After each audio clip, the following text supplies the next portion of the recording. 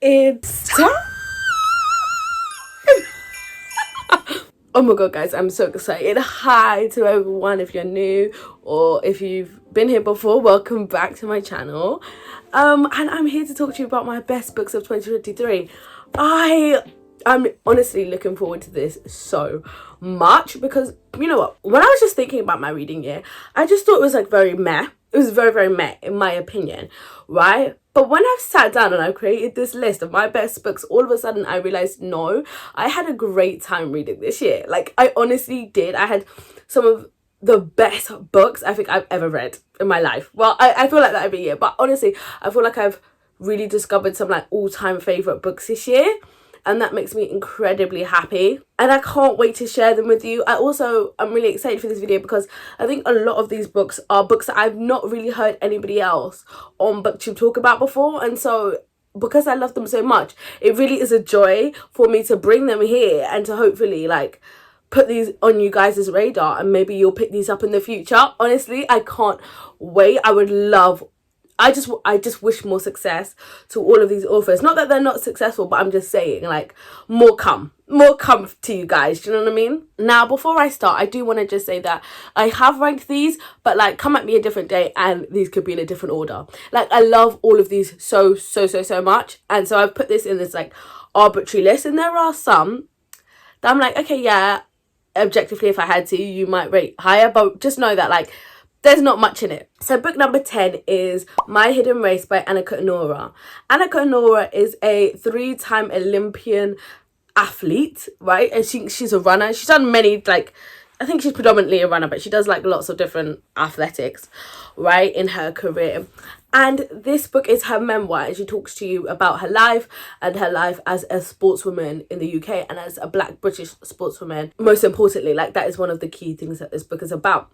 And the first thing that the synopsis says is that this is not a book about the Olympics. And I think that is very key for you to know going into this book. If you expect to know the ins and outs of what it took for her to become an Olympic athlete, then you are going to be disappointed. This book is more so about her identity as a Black British woman and all of the trials and tribulations she's had to face, despite the fact that she is in the top of her field. Does that make sense? I think I'm actually going to read it out to you because I think that it does it justice, and so I think, yeah, I'm going to read it out to you. It says, this book won't go into detail about the technicalities of her sport or the beauty of the Olympic spirit. However, in the era of Black Lives Matter and Me Too, this is an unflinching testimony of what it takes to pursue your dreams as a Black British woman against all odds.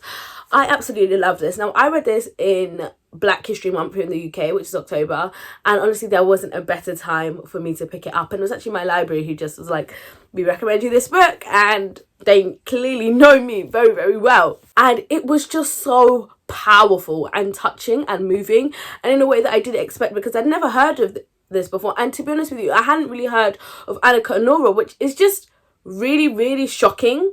Right, it's really shocking that this amazing Black British woman, I had never even really heard of her before, and there was just something about reading her story and all of the things that she's had to go through. And I think in the end, what I'll take away from it, I was actually kind of sad when reading this, and I know this is like one of my best books of the year, but I was actually kind of sad because I was like, no, even being at the top of your field, even being an Olympian doesn't save you. And I really think they're right in the fact that this is unflinching. Like, she does not shy away from all of the things that she had to go through in the Olympic Village. Also, trigger warnings for SA and assault. It was really rough to go through, and all her childhood trauma and growing up in, I think it was Liverpool. Anyway, I would highly recommend this book. I don't even know if I sold it to you so much.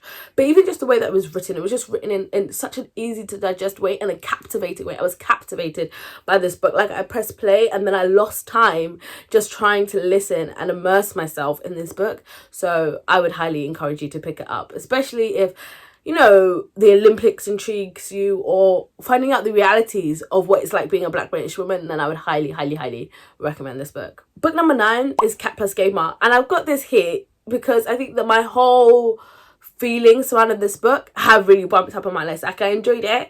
This was like one of my best like manga / graphic novels of the entire year, but basically, let me tell you what it's about before I tell you the situation surrounding it. So this book is about this 29-year-old woman, and she goes to work and she comes straight home, and everyone is like, all of her co-workers are like, oh, what's going on with her? They really try and puzzle her up because she doesn't really reveal too much about her private life, and she just very much is like, I clock in and I clock straight out on the dot. They're like, she runs home, like no overtime, no socializer. And then you actually come to see that, like, no, she just loves to play video games. She just wants to go home and play her video games when she's not working. Like, she just works to play video games, which I'm sure many people can relate to.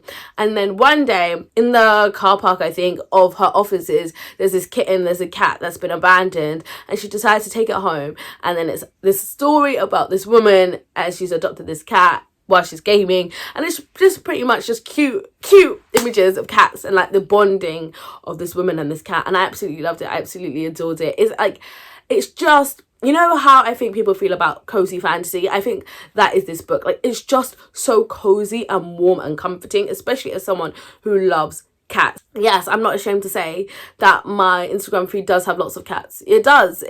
Yeah, this book was just, it felt like a warm hug. I don't know, it was just something that's like stayed with me. It's just, even though I think there are a lot of books that are and graphic novels that are supposed to be cute, like they try and lean too much into it, this book wasn't like that. Even just thinking back on it evokes those warm, cozy memories, and that's why it's lasted so long in my top 10. And on top of that, I recommended this to Books Like Ashes. She's another booktuber. I would highly recommend you go and check her out. And she really enjoyed it. And I'm not gonna lie, seeing that she really enjoyed it, I was like, screaming. It made me feel like, oh my god, this is what all of these years of reading was supposed to do. It was supposed to lead up into this moment where I can recommend someone a book and they enjoy it. And that's it. And so I do think that has also meant that when I look back on this book, I look back on it just so fondly. Book number 8 is a bit of a stretch because it's actually a series. It's the Abducted Lizzie Gardner series, and this is a Kindle Unlimited series, and I've had to include it because there was a period of time that I went into a really big reading slump, right? It was just after I came back from New York. I mean, I don't know when I'm going to stop talking about the fact that I went to New York, guys. I just realised that my channel slowly was just like, New York. I went to New York, post New York, pre-New York and post New York, right? So post New York, I had a bit of a reading slump, and it was also post reading the Hunger Games. In editing my Hunger Games videos, it reminded me that that was the last thing that just pushed me into the edge of a reading slump, right?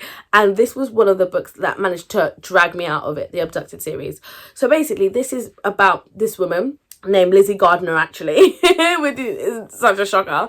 And years ago, she was abducted by a serial killer named Spider-Man, and she managed to escape. And then all of these years later, she's now a private detective, and not only is she a private detective, she spends her spare time teaching young boys and girls how to protect themselves and self-defense. And so, she's very much still living with the trauma of everything that happened to her when she was younger. Spider-Man comes back, and he is determined. He's got his eyes set back on Lizzie Gardner, but obviously she's no longer this young girl anymore, and it's basically like a cat and mouse book, I guess, is what you would describe it as. And do you know what? It was just so propulsive, right? Now, I really enjoyed it, and I think the reason why I really enjoyed it is because it didn't shy away from trauma. And I don't know if that's like a key thing that I like in my books. Again, I'm trying to break down what I like in books post Hunger Games, right? And I think there was a video talking about, Katniss basically is traumatized. And I think it adds a little bit of realism. I'm not even going to lie. But maybe we'll have to think about me and trauma in books later. But, it doesn't shy away from that. Like, her whole life is on a completely different trajectory. Because of what has happened to her. And so is everybody surrounding her. Her then boyfriend, who is in the picture, like, she still is in contact with him somehow, some way. And the way his life has gone on a completely different trajectory. And not only that, there's a huge found family element in this series, and I absolutely adore every single one of those found family members. And the thing is, it's very morally grey. If you don't like morally grey series, you're not gonna love this book. But they are very flawed characters because they have gone through such horrible things and they've experienced such horrible things. But I think that found family is what kept me going back, because this is a 6-book series. I don't know if I said this is a 6-book series. And I think just that family and seeing them grow, like the people that they are in book 1 are definitely not the people that end at book 6, so much happens and it really does impact them. And I think that is what made me love this series, because sometimes it's like things happen and they're just basically the same characters, and it's like, babe, is that realistic? You know, so it was propulsive, it was realistic, it was, well, realistic in a certain kind of way. And yeah, I would highly recommend, especially if you need like a fast-paced sort of book. So number 7 is Now You See Us, and I really enjoyed this book. And it's just like I think I struggle more with the others. I think I've done quite well. You can tell me not, but I think I've done quite well in trying to articulate what I like about them. And Now You See Us, I think it just tackles with such big issues that I sometimes feel speechless, like, thinking about it. So this book follows these 3 Filipino women who are domestic workers who have gone to, like, on a sponsorship to Singapore. And there's like this booming trade, or I don't know if that's the right word, but there's this booming industry, there we go, of Filipino workers going to Singapore as domestic workers. And in this book we follow 3 key women, and we kind of follow their lives and their situations at these 3 different households. And they're all, like, obviously they're 3 separate women, so they all have their own histories and pasts that we learn about. But what really kicks up this book is that there is another Filipino domestic worker / maid who has been arrested for murdering her employer, and they believe, like, unjustly so. That kind of brings them together. That's what pushes the plot forward in this book. However, this book really does touch upon the injustices, and it basically opens the lid and puts a spotlight on this domestic worker industry and how abuse is rife within it. And I found it so touching, and it's not something that I necessarily, knew of before. I think because it's set in Singapore, so my knowledge of the things that happen in Singapore are very limited, so it was really illuminating to me learning about this through this fictionalized story. It really opened my eyes, and I think that's really important. Simultaneously though, even though this is about set in Singapore, I think this is something that everyone worldwide needs to pay attention to, because it's not an isolated case, like modern slavery and assault and all of that of, like, maids and domestic workers. I don't have the full details, so I won't go into it here. So it was just really powerful for that. But the actual story was very gripping and very, like, propulsive, and I really did, like, really warm to these characters, and I really wanted to find out, like, more about them. Sometimes when people have got, like, a past, you're like, oh, whatever, like, I actually don't care. But I actually cared about trying to find out, like, what happened and relating to these 3 women. Hi guys, in my excitement I somehow managed to skip past one of my favourite books of the year, so I've come back to rectify that situation, and this book is similarly a hold-in for the entire series that I've read so far, and that is The Business of Blood, and the series is called The Fiona Mahoney Mysteries. And this first book is set in London in 1890, and we follow Fiona, and she is a crime scene cleaner, and just a cleaner of death. That, I don't think they use that terminology or that verbiage because it's the 1890s. However, that is her profession, which obviously raises a few eyebrows. And when we meet her, we find out that one of her best friends was Mary, who was one of the people who was killed by Jack the Ripper. And so she's, like, kind of dedicated her life to trying to solve and find out who Jack the Ripper is. And so at the start of this book, there happens to be another murder who I think is, like, similar to the Ripper, and obviously that gets her attention, and then that's where we start off, and then it's her kind of, like, trying to figure out, it all goes from there, and it's a mystery. So that's what they're trying to find, who's killing people in London yet again. The link to the title is that it's like Fiona is in the business of blood, and she's not the only one.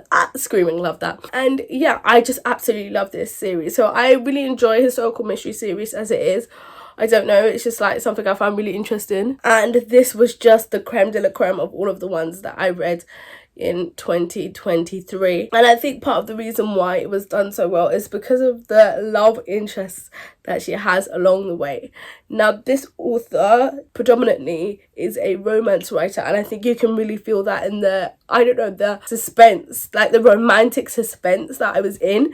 Like, I know the intrigue, the build up between her and some of her love interest was so good. And happens over multiple series. Like, it's not like she's got one romantic person and we immediately know. No, she's in the middle of a love triangle, and that love triangle is done so well in a way that I can't remember being done so well in recent history. Like, it's understandable.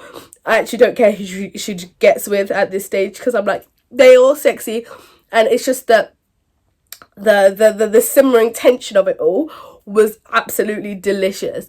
But then again, I just loved how the mystery was handled. I thought that was really well done as well. Now, my only problem with this series is that I read something from the author, and she was like, oh yeah, it's kind of on the back burner, like, it's not my main priority. And I'm like, babe, how dare you?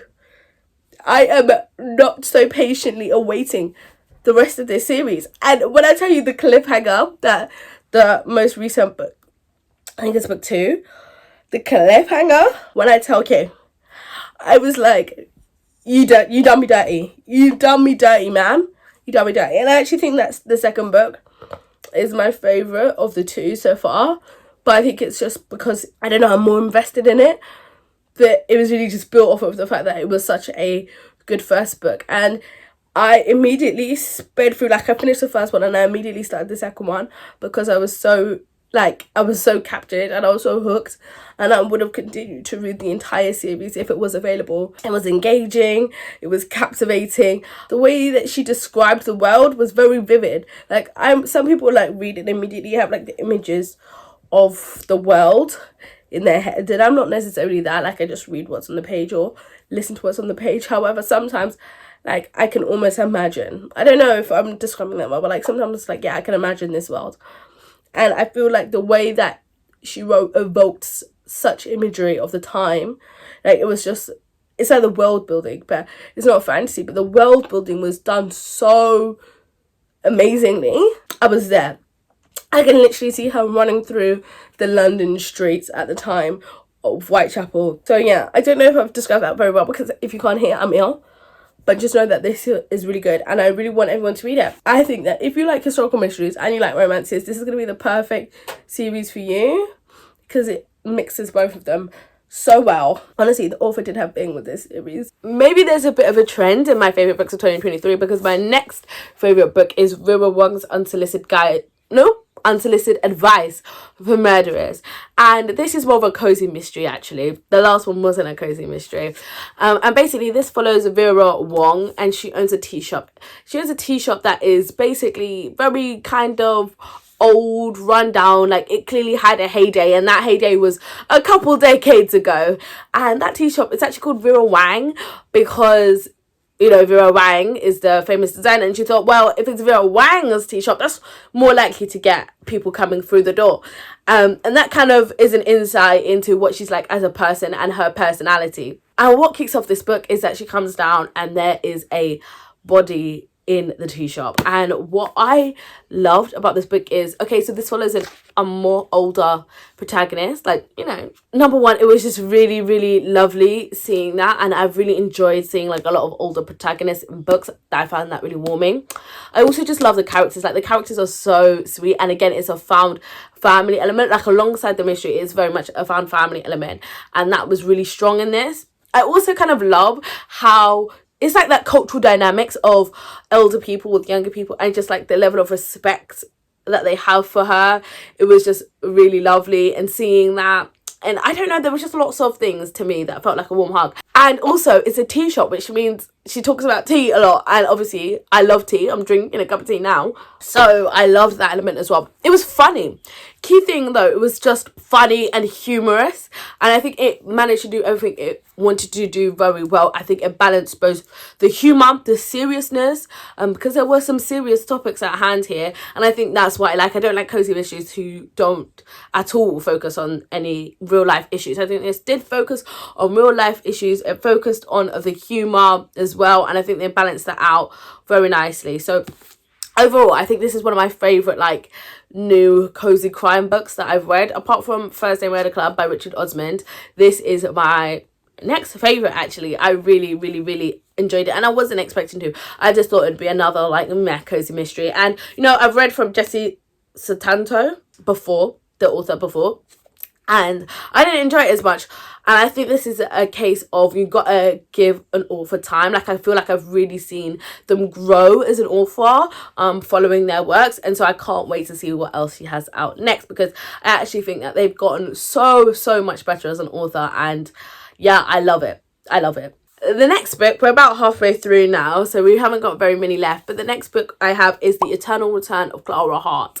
Oh my god. Now, this is again a book that I haven't seen anyone on Booktube talking about, and you know what, it is in a vlog that I made ages ago, and I'm still gonna put out for you at some point. I don't know when, but at some point, so it is kind of a spoiler, you know, but I want to be truthful and honest, and it is one of my favorite books that I've read all year. So this is actually a YA, like, sci-fi kind of book, and I really urge you, do not look at the synopsis on Goodreads. It gives away far too much of the plot, so please just listen to me now. I mean, there's a lot of weight on my shoulders, but basically just don't, because I just had a look earlier on today and it reveals entirely too much of the plot. So basically what happens is it follows this young boy. I think he's roughly around the age of 16, and he goes to school one day, and one of his classmates is Clara Hart, and they've been in the school together, you know, for a long period of time. But by the end of that night, Clara Hart dies. And obviously that's very traumatic. And then he goes to sleep, he wakes up, and it's the same day repeated. And so then it follows this journey of this young boy trying to change and manipulate events in order to try and save Clara Hart's life. So basically, essentially, it's a time loop book, but it's a time loop that has got murder and intrigue, and it's YA, and it was amazing. It was absolutely amazing. I think the moral of this story was 10 out of 10, and you know, very rarely do I talk about like the morals of books, but this book had a moral, and I think it is so important for young people to read, particularly like young men. I would actually love to like hand this to a young man in my life, just from the moral of the story, but again, I don't want to tell you why, but I just think it was a romp. I think it was a very interesting take on time loops. I won't go again too much into it because I've got a video coming up. So I think actually I'm just going to wrap up there and tell you that it's really good, and I don't think I've hardly heard anyone talk about it. The author's this was her debut book, I think, and so please pick it up. It's amazing. It's time loops. So basically, if you like time loops, if you like Happy Death Day, you're gonna love this, and just go from there. Book number 3 is What My Bones Know by Stephanie Fu. I can't actually believe I read this year. I actually believe it's kind of a falsehood, it's kind of a lie, but Goodreads is telling me, babe, you read it this year. So if I did read it last year, I don't know, but I think it's just because I think I read it at the top of this year, and I've just loved it for so long that it kind of feels strange to say that, like, oh, you've read it this year. It feels like it's been a favourite for so long. It's a memoir following her life, and one day she's a journalist, I believe, and she's at work, she's behind her desk, she's doing well in her career, but her life is kind of crumbling around her. Like, she's just crying, she doesn't know, she's really upset, and things are really triggering to her. And then she goes to her therapist. She's had a long relationship with this therapist because things haven't been great in her life, so she's been going to therapy for a long time, and she goes to her therapist, and the therapist is like, oh, by the way, do you want to know your diagnosis? And she's like, what? I have a diagnosis? And then her therapist tells her she has complex PTSD. And then from then, it basically follows her discovery into learning complex PTSD, her own complex PTSD, and how that's affecting her and moving forward. And also, because it's a memoir, she then delves deep into her childhood and basically what caused her to have this complex PTSD. I loved this book with all my heart and my soul. It was actually just amazing, and I think it's everything that a memoir is supposed to be. And it is very much a memoir as opposed to an autobiography, in the fact that it is all framed around the fact that she has complex PTSD and her learning that. And I loved how focused it was in that way. I felt like it didn't feel like she was keeping things back. I feel like she was very open, she was very honest, but at the same time it was just, it kept it going, and I really enjoyed it for that. But also just hearing about her life and all of the things that she's gone through was, wow, it was impactful, I think is the best word that I can use for it. It was impactful. I think it was artfully done as well, in the way that she weaves this story, like the story of her life together into this package for us to read. Also, as she's learning about complex PTSD in her own life, it's mirrored in our learning of complex PTSD, which I think is really informative, because I didn't know that much about complex PTSD before I went into this book. So it really opened my eyes and informed me and educated me, which was really great. I do also want to say that there is a scene in this where it's like a scene from when she's talking to a therapist, because she dumped her original therapist, spoiler alert, because she was like, girl, do you know what I mean? She's like, now you tell me.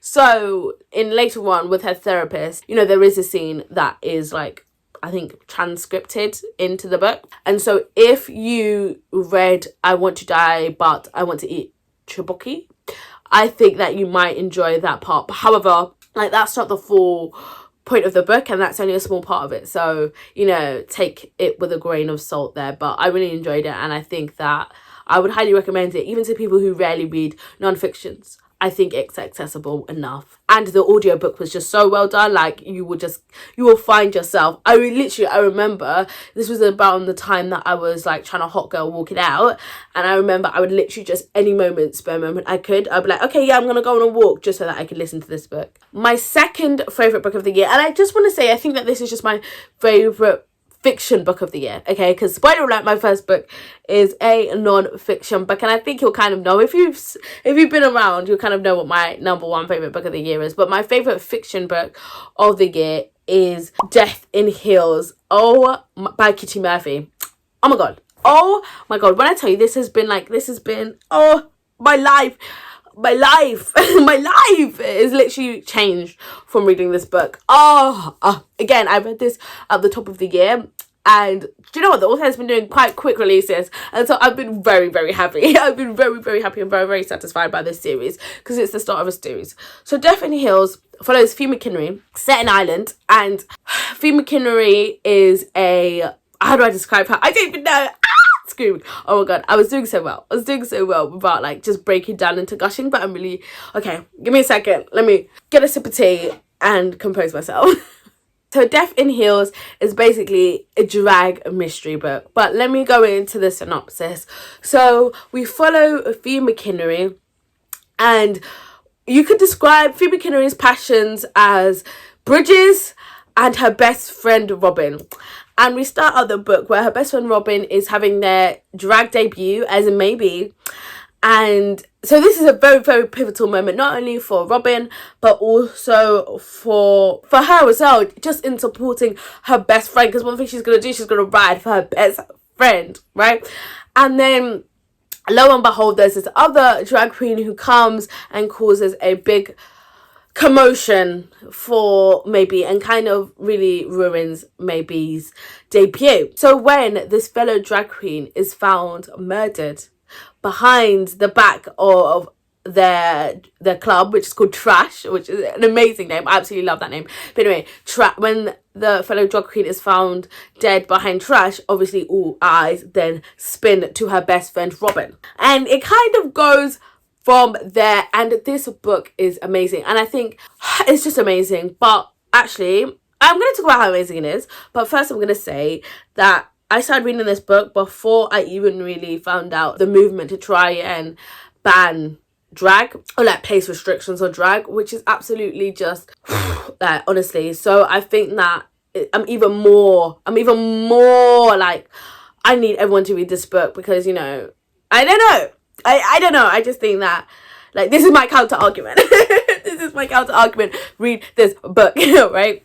But that's actually aside, and I actually want to come back to it, and I don't even want to say like that's the reason why this is my favorite fiction of book of 2023. Sorry. It is actually just amazing. It actually just has stayed in my mind. Like, it's just consistently been here. Like, there's me, and then there's Fee McKinnery. Fee McKinnery is her own woman. And I don't know. I think I really resonated with this book, weirdly. And I say weirdly because, you know, my life isn't the same as Fee McKinnery. As I said, she lives in Ireland. She loves bridges. She takes pictures of bridges and she posts it on her blog. And I don't take pictures of bridges, and I don't post them on my blog. But at the same time, there was just things that spoke to the human existence, I think, in here that I really loved. Like, you know, friendship and found family. Again, oh my god, clearly that was a key theme. The found family element in this absolutely blew me away.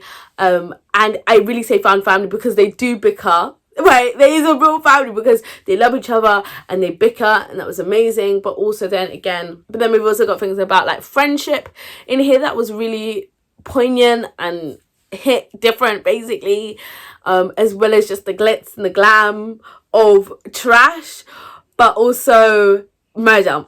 And one thing about me is I love a murder. I love a good murder mystery. So it was everything that I wanted in a beautiful package. And honestly, there's a Christmas mystery book later on in the series. So there's really no excuse not to pick it up. There's no excuse, okay? Because you've got a holiday themed book later on for your enjoyment. And so yeah, that was my number one favorite fiction book. And me and this series, we're locked in.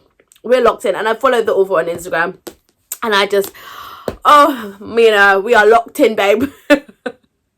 And then my number one favorite book of the year, oh my god, drum roll please if you will, is Girly Drinks by Mallory O'Meara. Oh my goodness. Now if you've stayed around my channel anytime this year, you won't be really shocked at this. You might be shocked that I have the physical version, but I loved it so much I needed to pick it up physically, even though I'd listened to the ebook. So now the subheading for this is a world history of women and alcohol, and that's essentially all that it is, but it is done so well. So this basically just follows the history of women and drinking and why is drinking gendered, and it starts all the way back from when like alcohol was a thing for cavemen, just like picking up like fermented fruit, or should I say cave women, sorry, my bad. Like there we go, there's like the subconscious, I don't have the right word, but like my subconscious like patriarchy, like misogyny was all unconscious bias that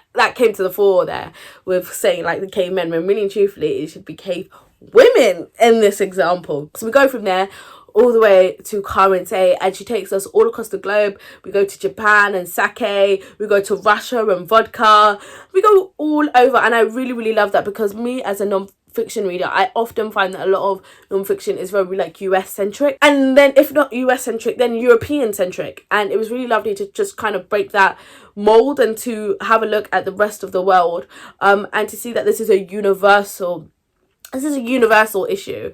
And basically what I'll take away is one thing, it's very feminist as well. It's very feminist, if you can't tell from the way that I'm talking. It's a very feminist book, but it's done in a way that is, I don't know, I really love when we have a look at like feminism through a specific lens in a way that you wouldn't necessarily have thought of before, because I don't know if people would immediately, when they think of feminism, come to think of alcohol. But actually, yeah, one thing I think she says at one stage is like, when there's women and alcohol, you're gonna see like male suppression. I can't think of the exact quote, but it's like, when you're gonna see women and alcohol, there's gonna be a man trying to suppress them. Like, do you know what I mean? There is that quote, and I don't know what it is, but yeah. And I learned so much from this book. I learned so much, and I think that in a way it's just not something that I really heard of before. And she even speaks about this, like her friend told her, she was talking about like, why isn't this a thing, like why isn't there any books delving into this issue? And they were like, so write it, babe. And so she was like, okay, bet. And I'm so glad she did, because honestly, let me show you, I'm going to show you the whole section of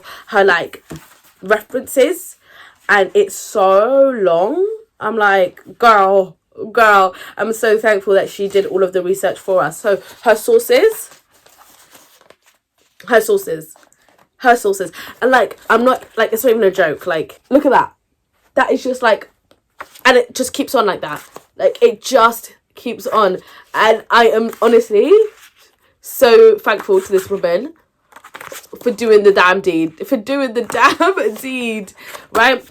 And as we go through history, she also follows like key influential women, and so through that's how she kind of like guides us through time, which I also kind of really enjoyed, and I thought was an interesting way to carry us through the plot. Yeah, as I said, I learned so much about it. I think I've already spoken about like learning how alcohol was linked to the witch trials, and how that's something that I'd never heard of before, but it makes so much sense as soon as you hear it. It's like I was blind and now I can see sort of moment. It was like that sort of revelation for me, because I know that I read a lot of witchy non-fiction in the past, so that felt like a real mind-blown moment for me. And yeah, it was just amazing. It was actually just amazing. Like, it did exactly what I wanted to do, and it just did it so well. Like, it just did it so well. And I find myself thinking about this book constantly, and I keep wanting to tell people about it, and I do. Anytime anyone asks me about a book that I've read recently, I just tell them about Girly Drinks, and I haven't even read it recently, but it just gives me an opportunity to tell people about it because I love it so much. And this author actually has a reading podcast, which I didn't even realize until after I read this book, and I feel like that keeps happening to me recently. Last year that happened with Blood Like Fate and Lizelle Sambury, and now I constantly watch her Authortube channel, and then it happened with this book, and the author is a bookish podcaster for the reading glasses. So I would highly suggest you check out this book, and I would also highly suggest you check out her podcast, because now I listen to that regularly too. I think she's got another non-fiction that she's in the works of, and I'm like, babe, whenever you are ready, I am here because I loved it so much. So yeah, those are my favourite books for 2023, and I hope you love it just as much as I do. Now, as you can see, I hope this kind of gives you a guide, if this is the first time you're here, or just in general, into the kind of books that I read. I predominantly read mysteries, non-fiction. I also kind of read romance, but I've kind of like, they aren't reaching the top 10s, unfortunately.